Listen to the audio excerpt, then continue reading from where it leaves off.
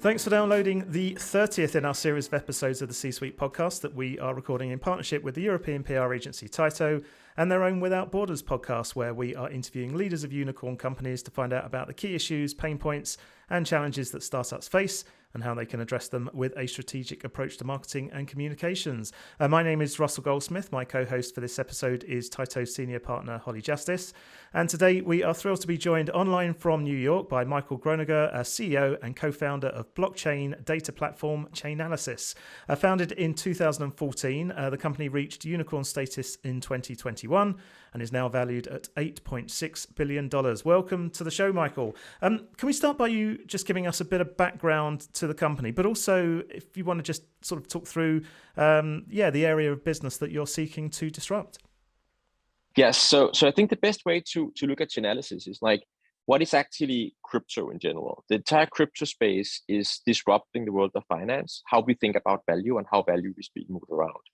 And the best way to think about how Chainalysis disrupt anything is actually to looking at that the entire industry is disrupting finance. I think it's easy to look at this as the same way as we looked at the internet in the early days. The internet and the companies on the internet were not disrupting anything. They just believed that the entire concept of the internet would disrupt how we think about communication, how we think about information in general. And then they blindly believed that if they built a company on top of that, they were going to be some of the biggest companies in the world simply because they had seen the future and were able to follow that in that direction. We are doing the same in crypto. We believe that like every company in the world will become a crypto company. And for us to own all the data and how to best analyze the data will be like how you can guide everyone in the crypto space to, first of all, be able to safely transact in the crypto space, like do the right compliance and so on.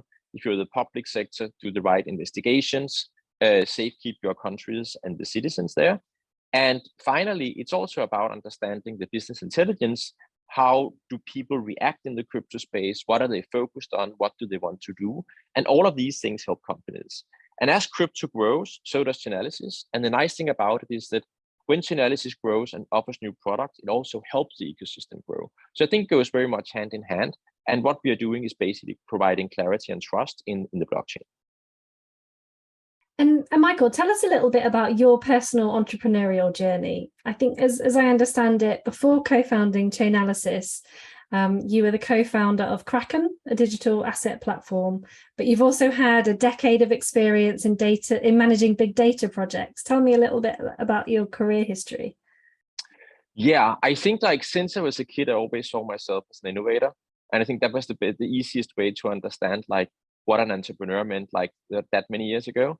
And then like coming out of university, the first thing I actually looked at was virtual reality and building distributed computing platforms to do virtual realities. That's like now we actually many years ago, before VR was cool, I would put it that way. I'm not sure it is cool today, but it actually was, at least there was a time where it wasn't.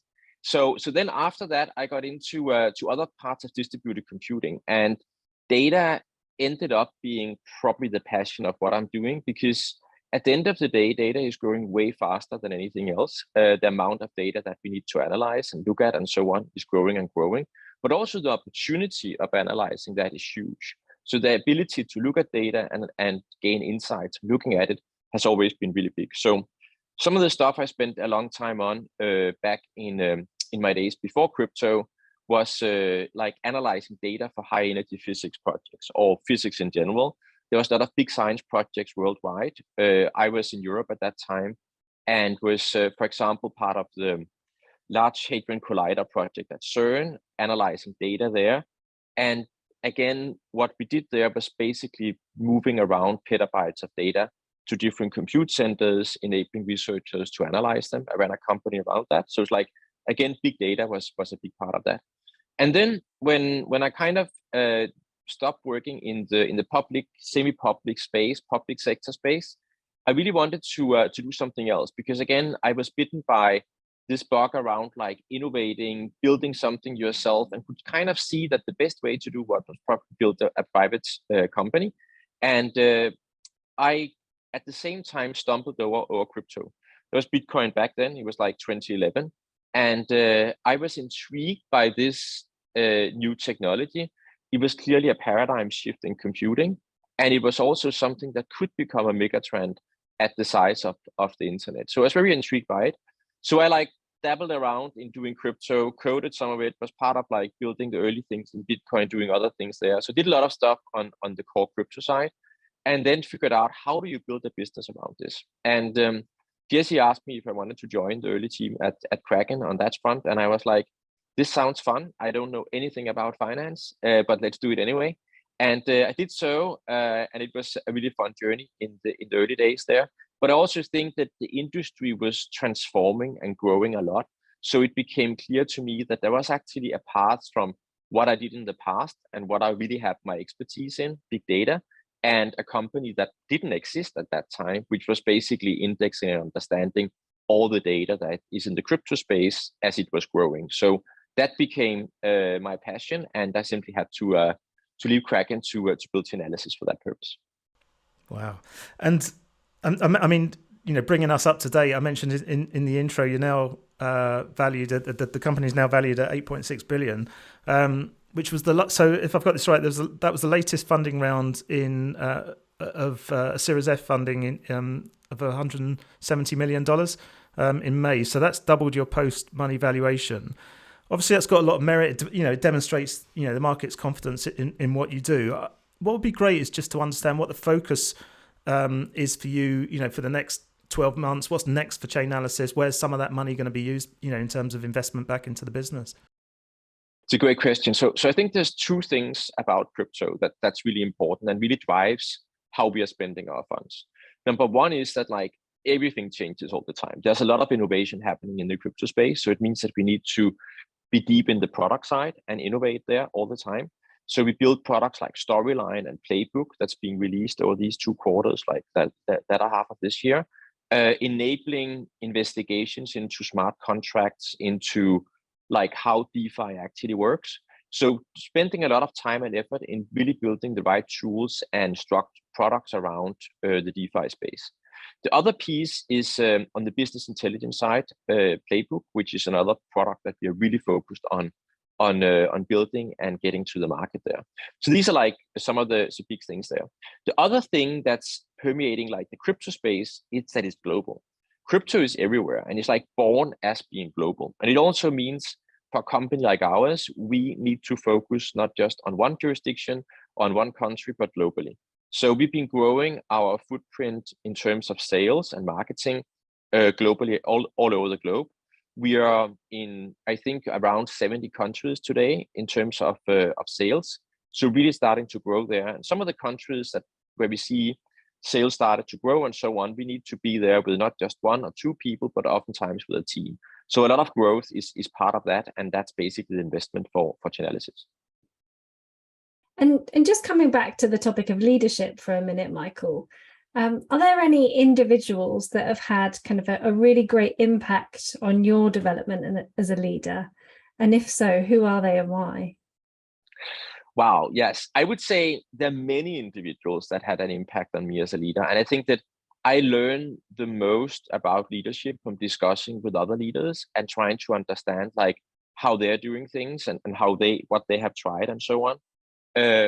I could mention many different leaders on this front here. I would say it would be anyone from like Todd at Pendo, Manny at Outreach, which are like people that I talk to quite often. So that's some of them.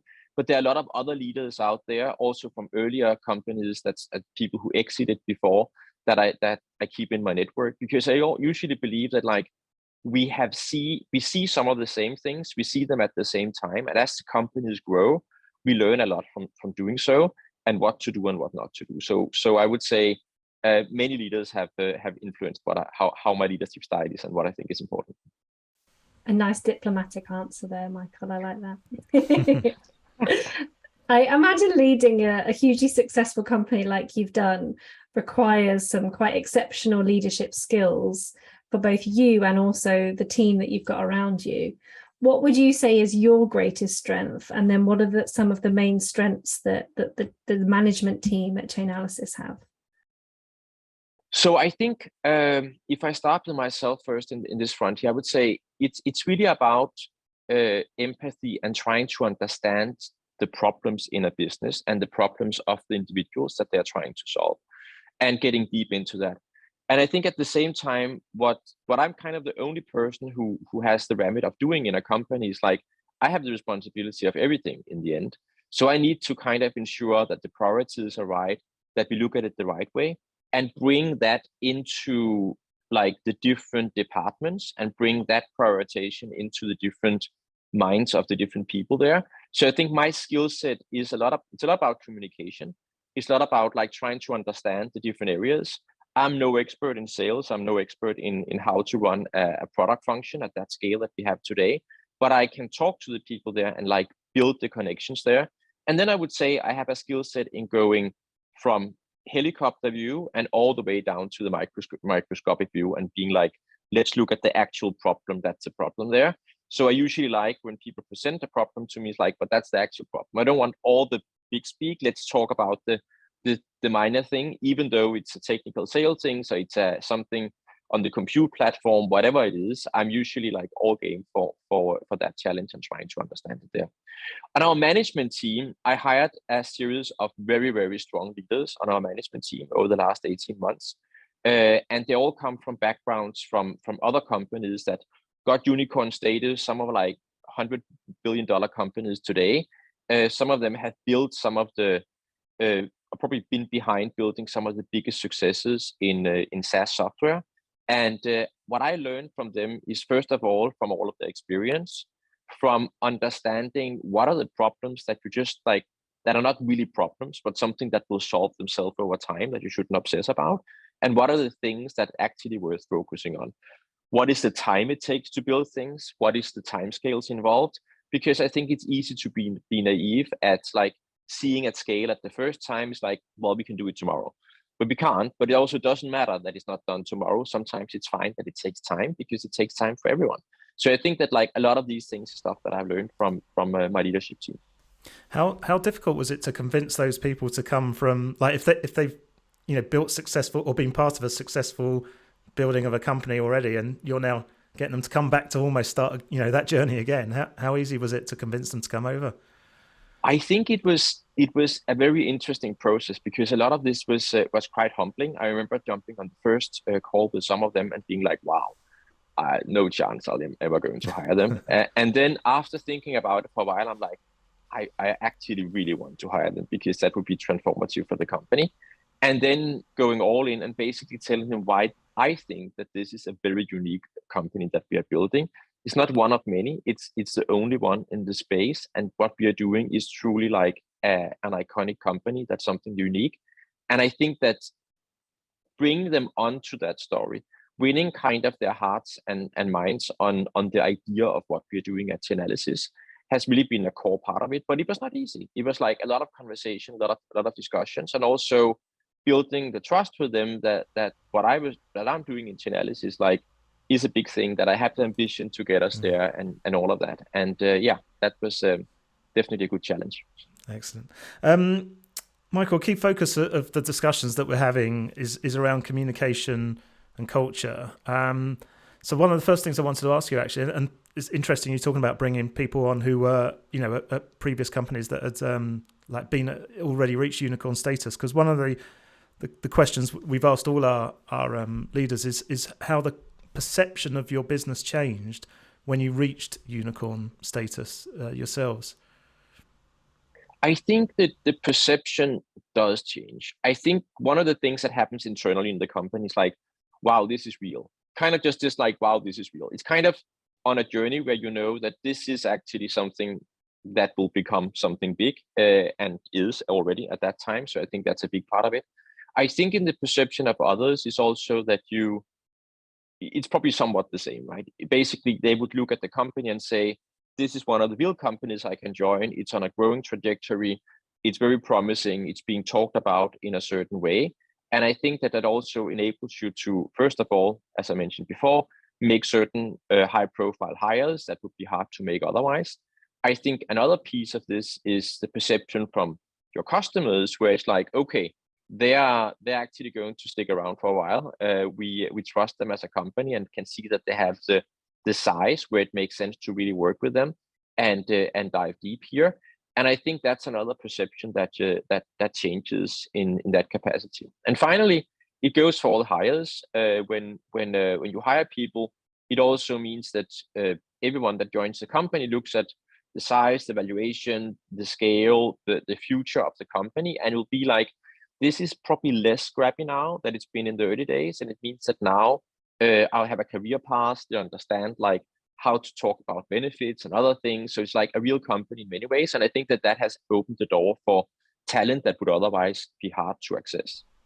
And sticking with the communications theme, then, in terms of, now that you are established, how are you going to differentiate yourself within the marketplace? Because it's quite, certainly within the tech industry, there's a lot of, it's quite crowded, obviously, space. And so, yeah, how are you going to differentiate yourself in that respect?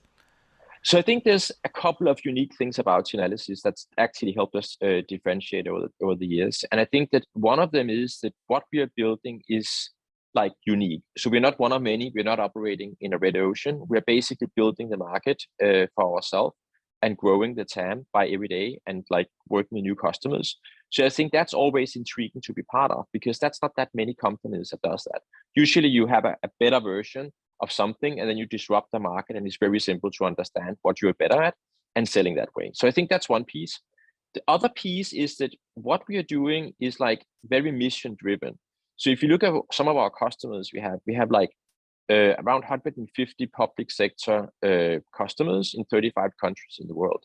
And all of those, they are there to keep societies safe, to keep the nation state safe, to protect them, anything from like terrorists to like nation state actors and other things. So it's largely mission driven, and ensuring that you can gain the trust of that kind of institutions.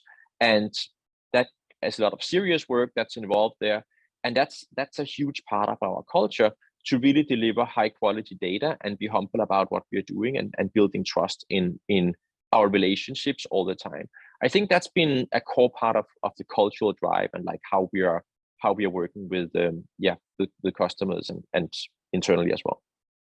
And you've touched on on culture there just very briefly. How would you describe the culture at Chainalysis, and what have you done to kind of foster and nurture that? I think it's mission driven. People are there like with a purpose. I think everyone are there with a purpose because they see that getting better understanding of crypto, indexing it, understanding what's going on in the crypto space will actually grow the space and make this world a better place. I think that's like one of the things that people clearly believe in the company, and that's an important piece. I also think that cultural wise, there's a little bit of like an academic side to things, where like understanding and knowing things about the blockchain drives this curiosity. So there's definitely a curious side to the company as well. And then people who know me, they usually say, you always say that it has to be fun. And it has to be fun. It needs to be fun to work, and it needs to be part of that. And I think that I always promised everyone that I hired that this is going to be a fun journey. So I think that's another part of it. It's like, it has to be inspiring. You need to get to know a lot of very interesting people, and what we're doing is fun. So I think these are like the three main things. Nice. And going from the topic of fun to the topic of the economic outlook at the moment, Michael, which is pretty uncertain, to put it one way.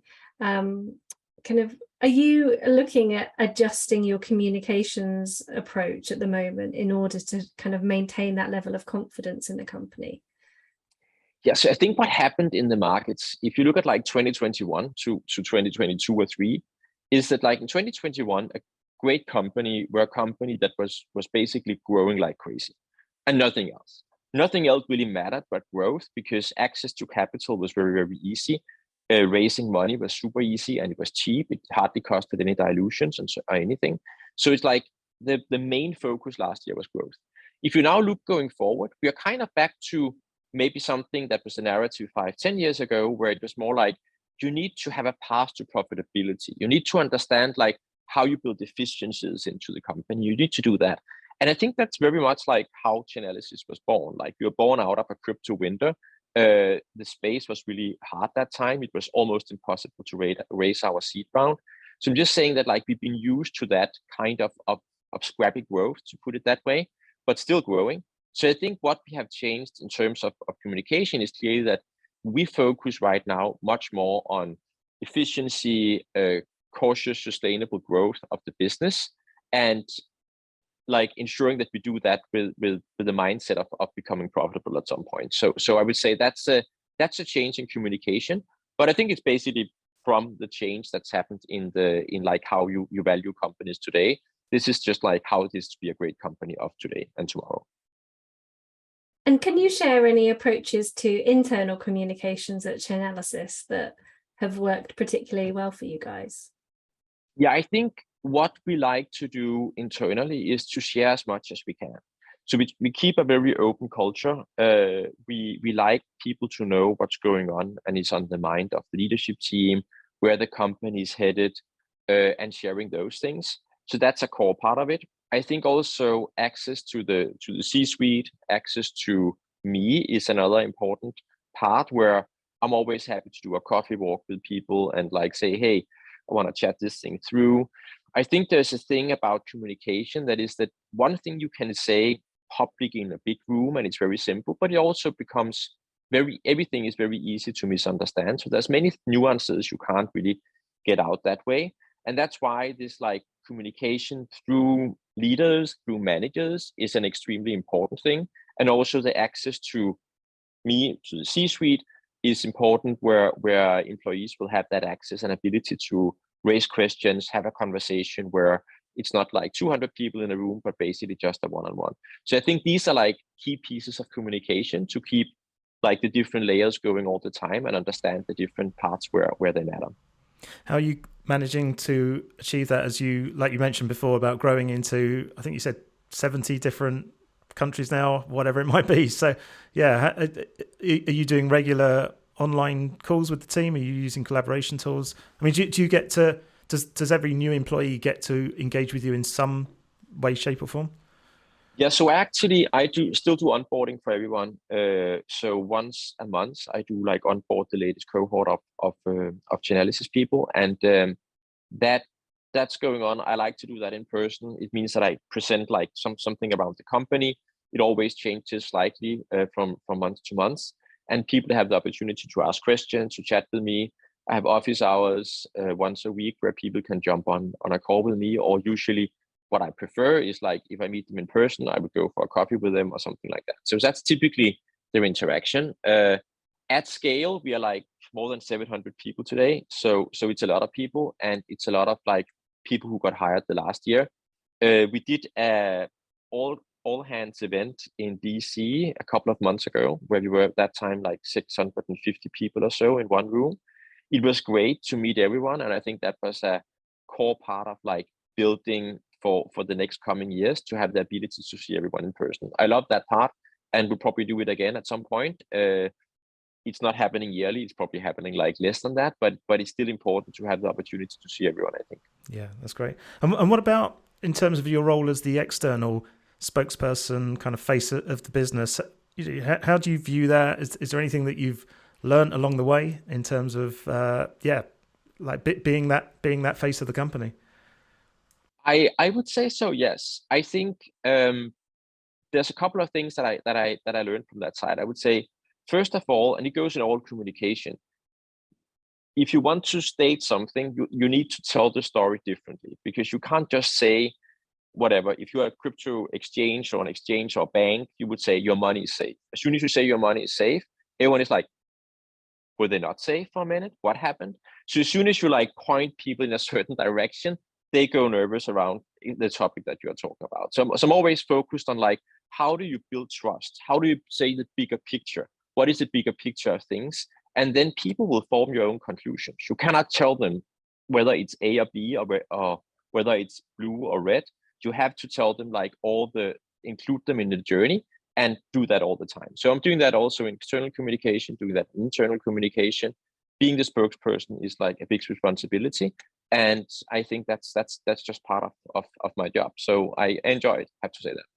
But before we started recording, I should mention that for our listeners and viewers. You mentioned that you moved over from Denmark sort of 10 years ago to New York. Have you noticed? I mean, is there a difference in the way that you or businesses communicate externally from there to where you are now? Yeah, I think so. I think first of all, like everything is faster and there's just like and bigger in the US compared to Denmark. Denmark is like a country of 6 million people, I think, and is a part of Europe, and is again, I think from that point of view, everything is smaller and it is moving slower, of course, because that's just how it is in a smaller country. And I think what's also there is that the audience for a podcast like this, or for people talking tech and so on, it's definitely smaller there, but also hasn't really the same critical mass as it does in the US. So I think that changes because there's so much people focused on what are the companies that you're building, what are the number of people you have hired, how did you hire them, what are the problems around that. And I think you don't get the same focus when you have like smaller ecosystems like Denmark. So that's clearly like something that's been a change, and I enjoy that change. I like the pace. I was going to say, you're clearly comfortable in this kind of environment. Have you always been a natural communicator, or have you had to kind of practice at it, formulate a plan?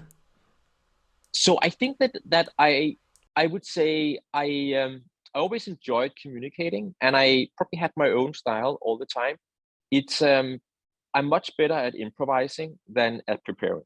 And I would say in the journey of like becoming a better and better communicator, I had a couple of times where I got advice to like, let's try to practice this first. Let's do this like for real. And it just doesn't work. I simply need to be like, I tell a story in my way, and then people can like work something around that, and we can kind of hone in on what's the pieces of the story that doesn't work. But trying to present more like being very, very over prepared on a story, it just doesn't work for me. And I kind of learned that over the years that I need to somewhat improvise. And that's how I kind of like to have these communications. I think that's part of like making them fun. It's interesting you say that, that the idea of it's better if you improvise in those situations. Kind of, I wonder if there's been another kind of communications challenge that you faced personally along the journey, and if so, what was it, and how did you overcome it? Yeah, so I think actually there's a couple of times where I for one reason, I think the first time we were at Accelerator early on in Chainalysis, and I was like doing an opening pitch the first day of the Accelerator opening. It was Techstars Accelerator, and I think it was like we had 90 seconds or maybe 3 minutes, something like that.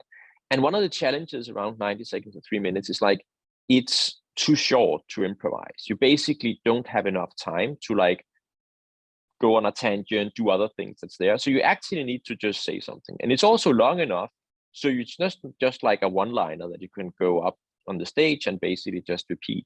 So you kind of need to rehearse that. I find that hard. That was really hard to kind of build a story and a narrative that you just start saying and continue to do that. And I jumped back to that a couple of times where we tried to say like, let's do, as I mentioned before, a full kind of story that I'm going to speak, and it's kind of scripted. I'm not good at that. I'm not good at like super scripted stuff. I just have to have the space to say, let me tell the story my way. And today, the way might be different than yesterday.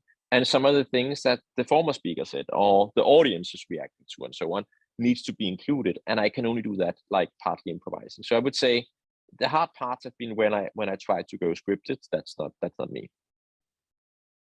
Michael, this has been really interesting and fascinating conversation. Thank you again for putting giving up some time to chat to us. We've got one final question for you, which we've asked all of our unicorn CEOs, and that is, if you were to go back in time and speak to your old self, what guidance would you give yourself about communications?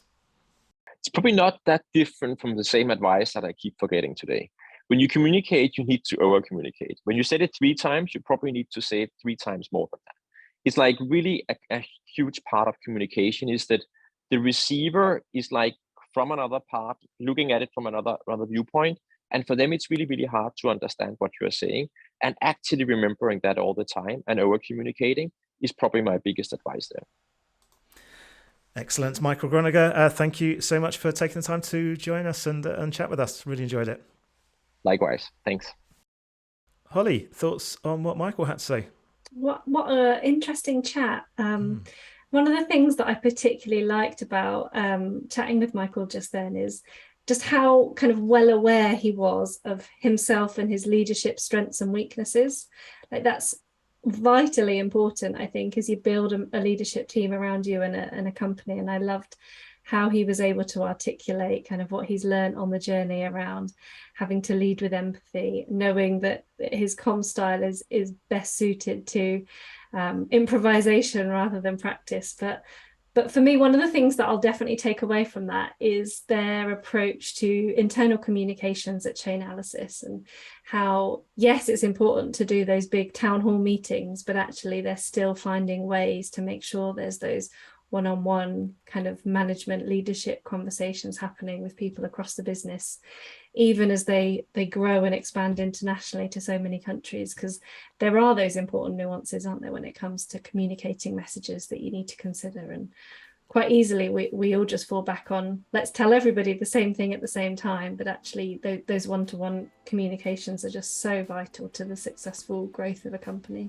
Yeah, once again, almost consistent with most of the, if not all of the people we've chatted to. You know, you've got an $8.6 billion business led by a guy that seems really grounded, very easy to get on with, you know, very chilled, really nice guy. Yeah. Okay. That was very enjoyable conversation. That's it for this latest episode in our special series with Tyto. So if you do want to find out more about Chainalysis, their website is very simply chainalysis.com. We'd love to hear your comments on today's chat. You can do that by sharing them on our Facebook, LinkedIn, Instagram or Twitter feeds.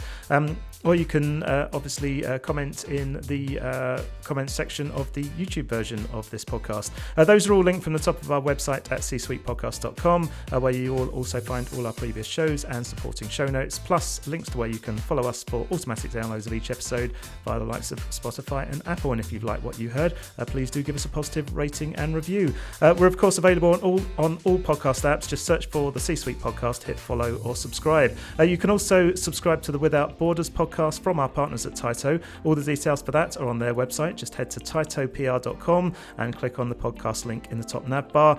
Whilst you're there, you can also download a copy of Growing Without Borders, the Unicorn CEO Guide to Communication and Culture. It's an overview of the first 15 of our unicorn interviews. About time you did another one now, Holly. Now this was number 30.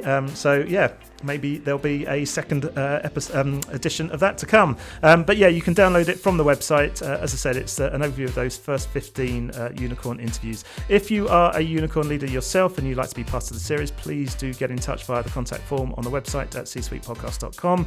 Plus, of course, anyone can get in touch with any feedback you may have. And finally, you can also reach me via Twitter using @Goldsmith, or you can find me on LinkedIn. But for now, thanks for listening and goodbye.